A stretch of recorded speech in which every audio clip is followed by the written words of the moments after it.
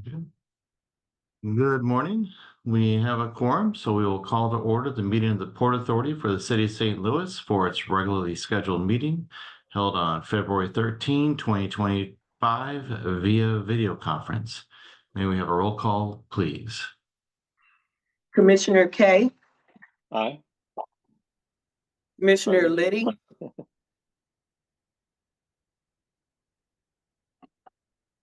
Commissioner Liddy, You're muted, Kevin. Kevin, you're muted.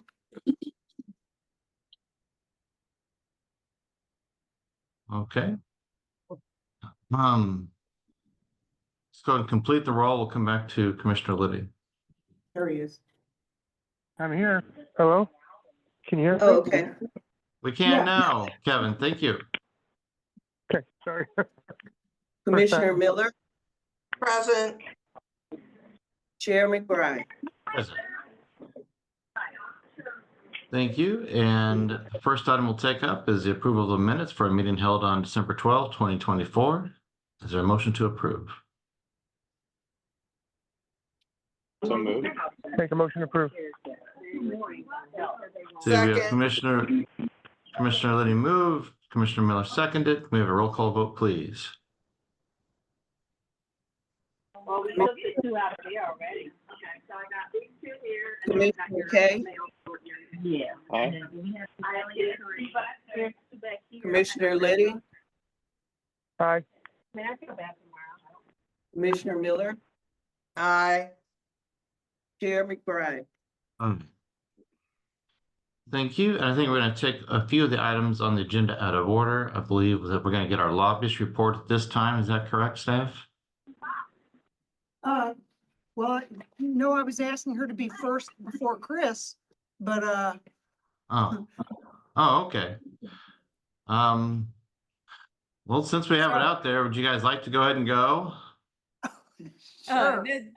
That is fine with me. I appreciate it. I just, the Senate and House are going in at 10 o'clock and I wanted to make sure I wasn't bouncing, not paying attention to you all when they started. But everything is kicked off in Jeff City. We're about a third of the way through session already, which is wild to think we're that far through already. Everyone on the surface is getting along very well, unlike some past years of what you have heard from me. There are quite a few under the surface little beefs going on that I'm sure will bubble up later on in session. But as of right now, everyone in both the Senate and House are functioning pretty well. Susan actually came up to Jeff City last week with the statewide Missouri Port Authority Association and had some really, really good meetings with senators and representatives about our both port funding and our fix that we've been trying to make to the Waterways and Ports Trust Fund. Had a really good dinner with the Highway Commission was there and a bunch of senators and reps as well. So thank you, Susan, for taking the time to do that. That always is extremely helpful. Took the time. Obviously, I think you all know we have a bunch of new representatives from the city of St. Louis that know that we have a port, but don't really know the ins and outs of it. So Susan was kind enough to kind of walk them through a lot of that and offer for them to come take a tour and get a little more acclimated and understand everything that goes on down there. As you all recall, we have a couple years ago, a bill passed that accidentally excluded the St. Louis Port Authority from being an eligible entity to access state appropriations. We have what we call a fix to make sure that we can access those funds. That's in the pipeline. We had a hearing earlier this week in the Senate on Senator Roberts' bill. We should have a hearing in the House in the next couple of weeks. Both Representative Del Taylor from a Democrat from St. Louis City and Representative Tim Taylor from he's from Dunston, so just south of 70 in like mid Missouri. A Republican though also filed the bill to help us out. So pending any blow up like we saw last year, I think we're going to be in good shape. There's no opposition to the legislation and we should be able to start tagging it on to some other bills and getting that moving, as well. Leadership's helping us out, as well. So we're in a good spot there. Glad we had an early hearing, on it, and hopefully we can get a vote in the Senate next week as well. The budget process is kicked off. The governor gave his state of the state and put out his budget recommendations, I think 2 weeks ago at the end of January. Included in that was $11.6 million for all of the ports in the state to be dispersed. When Susan was in town last week, there were some discussions with both the Senate Appropriations Chair and House Budget Chair about if there was any willingness to increase that number closer to a $14 or $16 million. And as I'm sure you all have seen in the newspaper, our state revenues are down. Both the House and the Senate and the governor are very worried about what state revenues are going to look like next year. So the willingness to increase that is not there, but we've gotten some pretty firm commitments that 11.6 should stay intact throughout the rest of session. But we will keep an eye on it.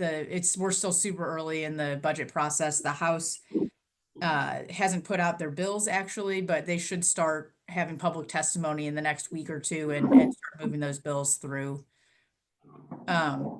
Besides that, everything's going well. So I don't have any fun gossip to share with you all about what's going on down here, but happy to answer any questions about anything going on in Jeff City.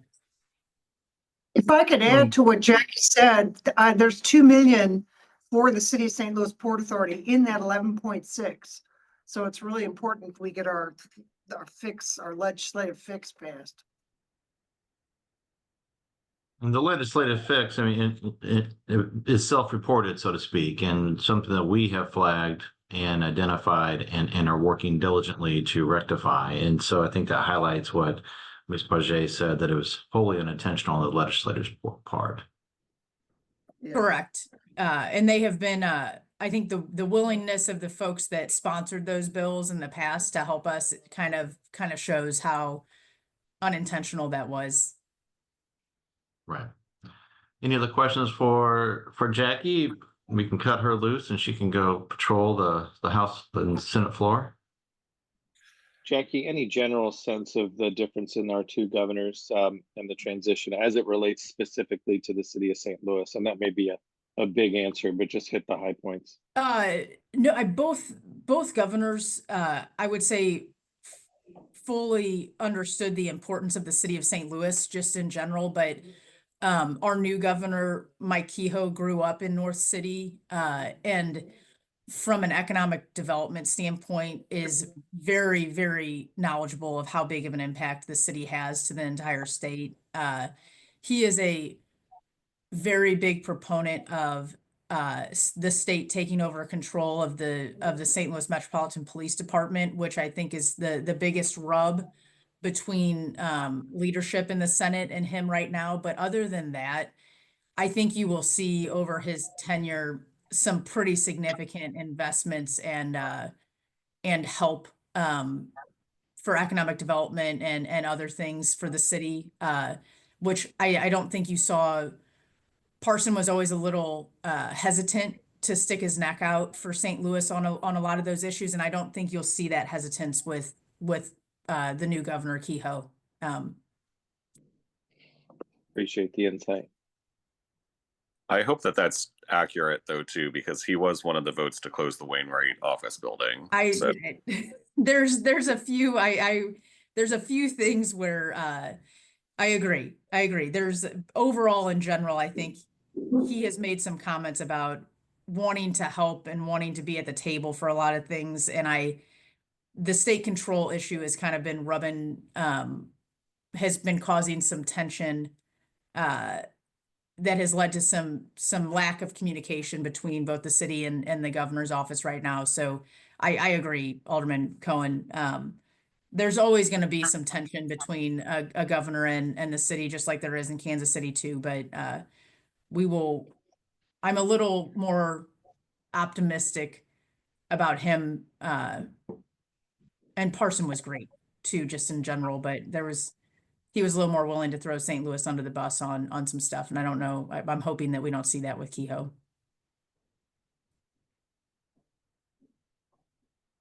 Very good. Anything else for Jackie? All right. Well, thank you much. I will give you some of your morning back. Thank you so much. Thank you. All right. Chris Johnson coming in from the East Coast. You're still on mute, Chris.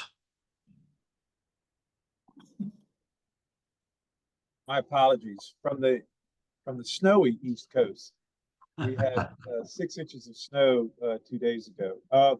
So let me start with the big picture, and then I'll drill down to some of the things we're doing specifically for the port. So big picture, as everyone knows, we have a new administration in Washington. They've been in office roughly 3.5 weeks. There have been a flurry of executive orders, all types of changes afoot. So it's sort of a chaotic time in Washington, and we'll see, how it all shakes out. In terms of government funding and funding of agencies that the port relies on, the federal government is currently funded through midnight on March 14th, roughly a month from now. And the federal government, the Congress has not passed any of the fiscal year 2025 appropriations bills that fund the government. You all have heard this story from me before, and unfortunately, what has been happening now for years is the federal government operates on these stopgap spending measures, and then we come up to a potential crisis point where the government could shut down. Most of the time, at the last minute, they come up with a solution. It's not clear right now if there is going to be a solution.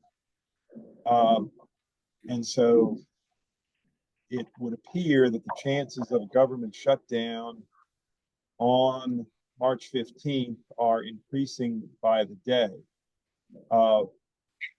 If that were to happen, funding could lapse for the Corps of Engineers, the Coast Guard, the Maritime Administration, the various agencies, federal agencies that the port relies on. Anything that is determined to be quote unquote essential, like keeping the lanes of commerce on the Mississippi River open, would likely still be allowed to continue if we get into a government shutdown mode. But it's worrisome, and you all may not want to hear all of this detail, but the issue really is House of Representatives, where there's just a 1 or 2 seat Republican majority. On any given day, there are 20 or 30 members of the Republican caucus in the House not vote spending. And none of the spending bills, therefore, can pass without Democratic votes. And the Democratic caucus at this time is not particularly inclined to quote unquote help out the Republicans. So you've got all that turmoil. We'll see what happens, but we may be careening towards an unwelcome federal government shutdown. Let's hope that doesn't happen. Let me then focus a little bit on what we've been doing for the port. First of all, we worked with Susan and her team and Ingram Barge Line to schedule a boat tour of the port for newly elected Congressman Wesley Bell. And that happened in early December. I believe Bill Richardson joined as well, if I recall. He did. And Ingram was nice enough to provide a boat for the tour. the congressman, he was congressman-elect at that point, the congressman-elect had senior staff with him, and Susan had the opportunity to point out lots of important projects and facilities that the port operates, or projects that the port has on. So we look forward to working with the congressman, and he expressed full interest and support for helping the port now that he's been sworn in and he's in the House. Additionally, we have continued our ongoing outreach with the U.S. Coast Guard with the ultimate goal of getting the Coast Guard to increase its presence on the front in St. Louis.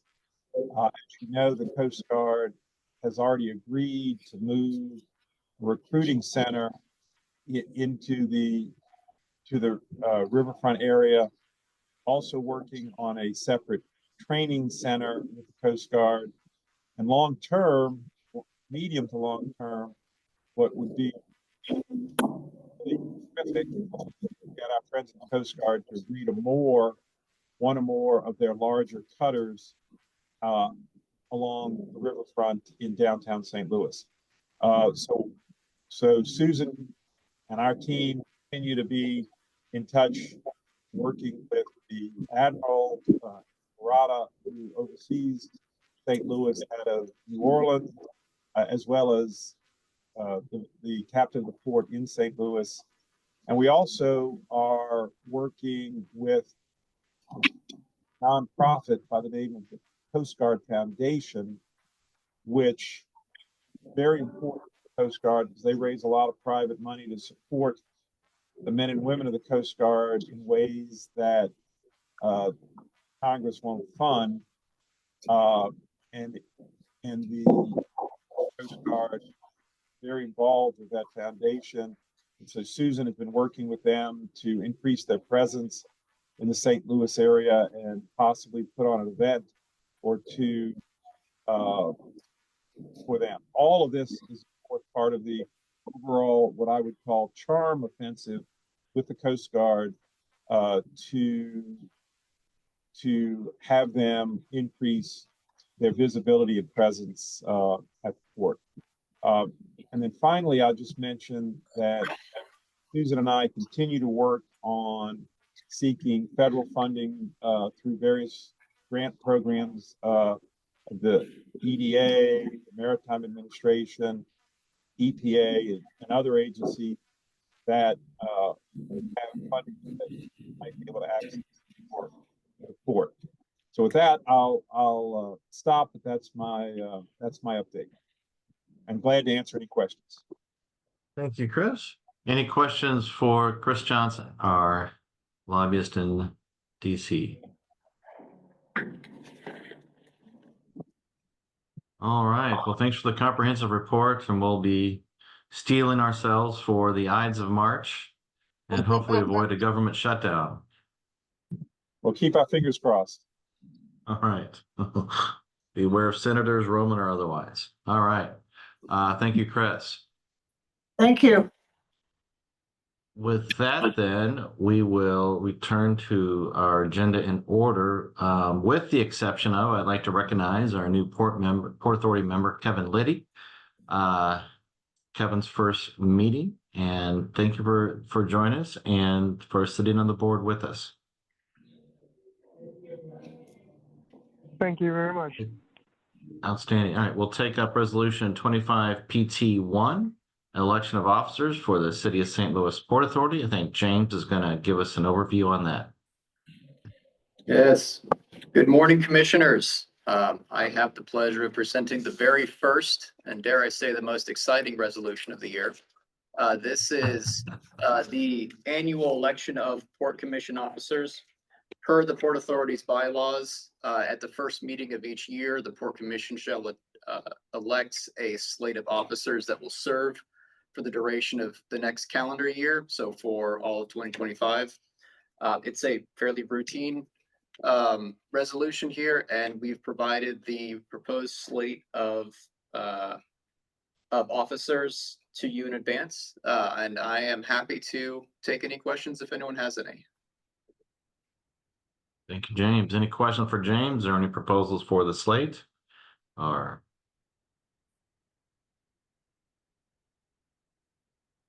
all right, hearing none, then I would entertain a motion to approve resolution 25 PT 1. So moved. So moved. Second. Properly moved and seconded. May we have a roll call vote, please? Commissioner Cone, Aye. Commissioner Kay, Aye. Commissioner Liddy, Aye. Commissioner Miller, Aye. Chair McBride. Aye. All right, the resolution is approved and the motion passes. All right, thank you much. We'll move on to 25 PT 01 for the BPS to approve a 1-year permit to the U.S. Army Corps to test for property contaminants. Susan, can you walk us through that, please? Sure. Good morning. This is PT 25 PT 2. Okay. Did I say And, one? You I did. may have said it. but- I apologize. Thank you for correcting. Sure. Mallinckrodt, as you all probably know, did a lot of work for Uncle Sam to help develop the atomic bomb. And so their property is just a couple blocks west of the river. They use the Destrehan Street sewer. So a lot of stuff went into the river, but the Army Corps routinely kind of checks to see if there's anything that glows in the dark that's in that area. So they got a permit from us last year. And this is a continuation of that same permit for them to take samples of city on city property as well as Kiesel. So the request before you is that you allow us to go to BPS to request that additional permit, an up to 1-year permit for the Army Corps to inspect and possibly remediate whatever they find if it's bad. Thank you, Susan. Unfortunately, we've had this in front of us before, so we're fortunate. Depends on how you look at it. But I think it's important that the Army Corps does come in and test for these contaminants. But any questions for Susan or this, Mr. Liddy? This is your first time dealing with this. If you need further background and anything on this particular issue, we can provide it. I appreciate it very much. Thank you. All right, if there are no further questions, I'd entertain a motion to approve resolution 25 PT 02. So moved. Second. Properly moved and seconded. May we have a roll call vote, please? Commissioner Cone, Aye. Commissioner Kay, Aye. Commissioner Liddy, Aye. Commissioner Miller, Aye. Chair McBride. All right. Thank you. The motion is approved and the resolution passes. Taking up resolution 25 PT 3, another 1-year permit for BPS, this time relating to the Army Corps extending a boat launch at the foot of MacArthur Bridge. Susan? Yeah, there's a picture that's going to come up here. And so what you're looking at there on the left is a drawing that MacArthur Bridge is to downstream, Poplar Street Bridge is upstream. And the view from the river, you can see a lot of embankment, and that's because the river is low. So the Army Corps dredges a 300-foot wide channel down the Mississippi for navigational purposes. And they do that. We don't have to pay for that. Nobody here in the St. Louis Harbor does, but it's a government funded service to keep the boats moving. And so from time to time, the Corps has to survey the bottom of the river to see if it needs to be dredged. And they have their dredgers at their dock at the foot of Arsenal Street. And they have equipment that needs to be rolled down this ramp to launch it into the river. And as the river gets too low, the paved part of the ramp is now too far away from the water. So what they're asking now is to extend it a little bit so that they can get the concrete ramp fully into the water to launch whatever vessels they need to execute these riverbed surveys.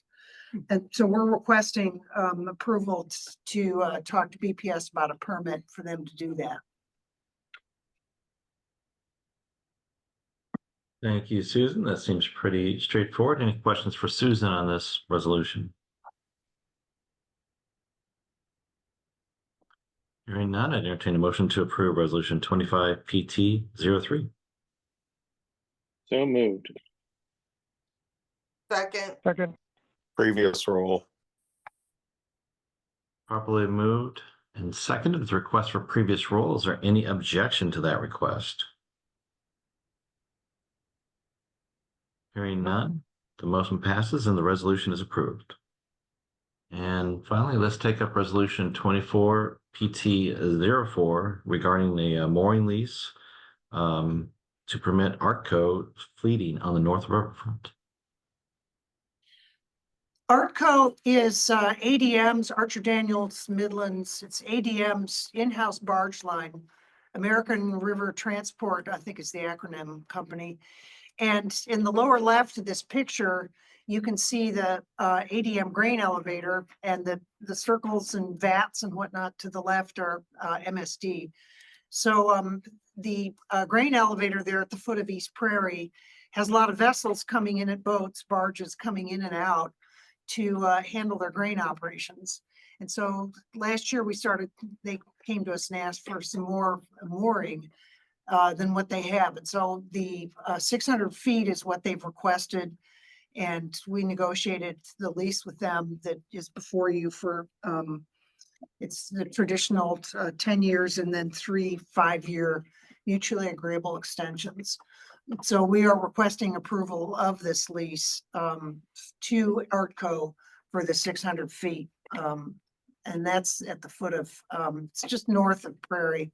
So it's foot of Adelaide. Very good. Any questions for Susan on this resolution? Had anyone been fleeting here previously, Susan? No one had.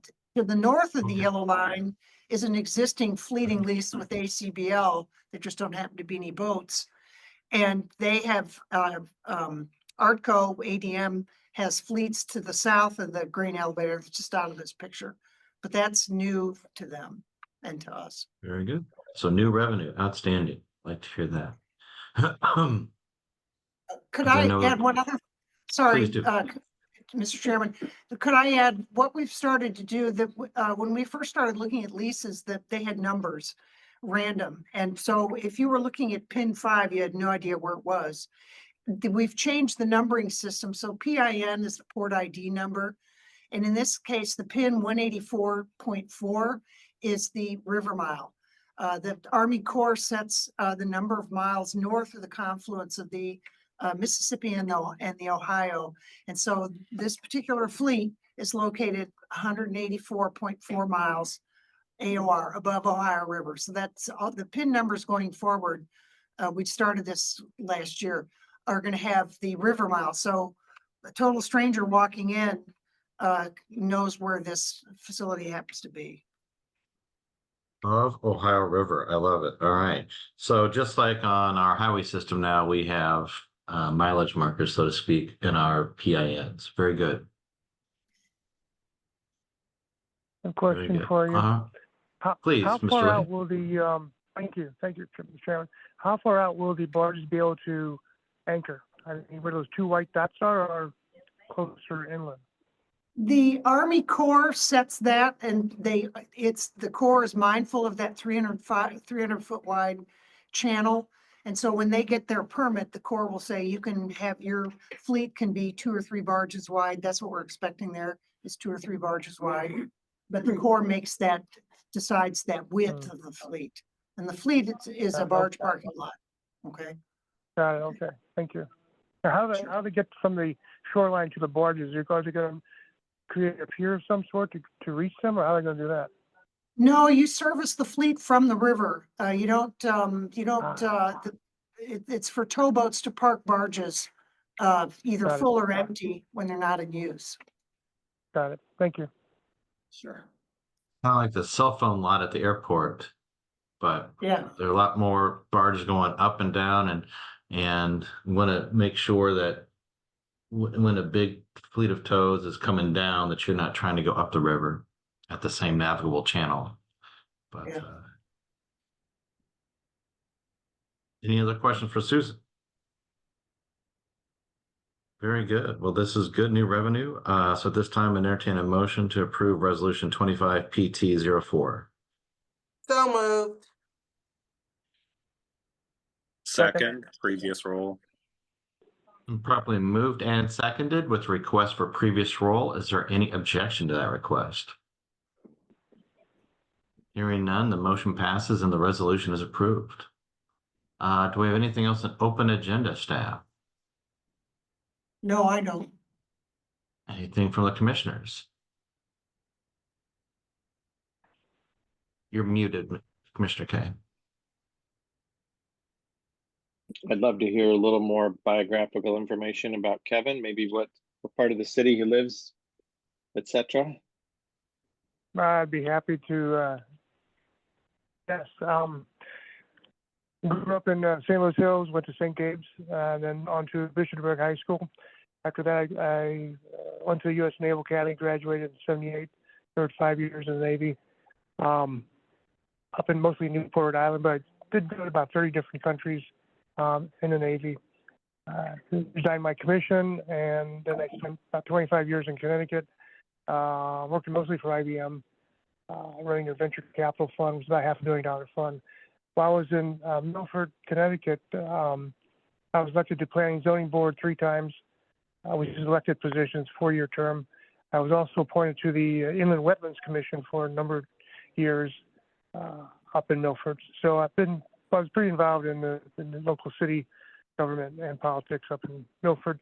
My dad had a stroke in 2011, and I moved my family back to St. Louis in 2012. And been here ever since. And I relocated back to St. Louis Hills because there's no other place to live in the city in my mind. But anyway, I worked for the Board of Elections since October of 2020. And that's kind of like the synopsis. Well, I also picked up 2 master's degrees from New York University, MBA in finance and an MA in economics. Great, welcome to the commission. Thank you. Good, relevant experience. I'm next to you here in Lindenwood Park. Great. Outstanding. Do we have anything on the tentative executive session? No. No, we do not. Okay. Then with that, if there's nothing else to take up on our agenda at this time, I would entertain a motion to adjourn. So moved. Second. I can't.